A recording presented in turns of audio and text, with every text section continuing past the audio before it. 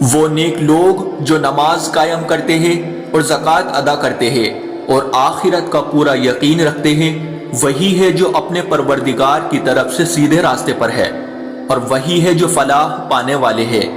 اور کچھ لوگ وہ ہیں جو اللہ سے غافل کرنے والی باتوں کے خریدار بنتے ہیں تاکہ ان کے ذریعے لوگوں کو بے سمجھے بوجھے اللہ کے راستے سے بھٹکائے اور اس کا مذاق اڑائے۔ ان لوگوں کو وہ عذاب ہوگا جو ذلیل کر کے رکھ دے گا۔ اور جب ایسے شخص کے سامنے ہماری آیتیں پڑھ کر سنائی جاتی ہے تو وہ پورے تکبر کے ساتھ منہ موڑ لیتا ہے جیسے انہیں سنا ہی نہیں، گویا اس کے دونوں کانوں میں بہرا پن ہے، لہٰذا اس کو ایک دکھ دینے والے عذاب کی خوشخبری سنا دو۔ البتہ جو لوگ ایمان لے آئے اور انہوں نے نیک عمل کیے، ان کے لیے نعمتوں کے باغ ہے جن میں وہ ہمیشہ رہیں گے۔ یہ اللہ کا سچا وعدہ ہے اور وہ اقتدار کا بھی مالک ہے، حکمت کا بھی مالک۔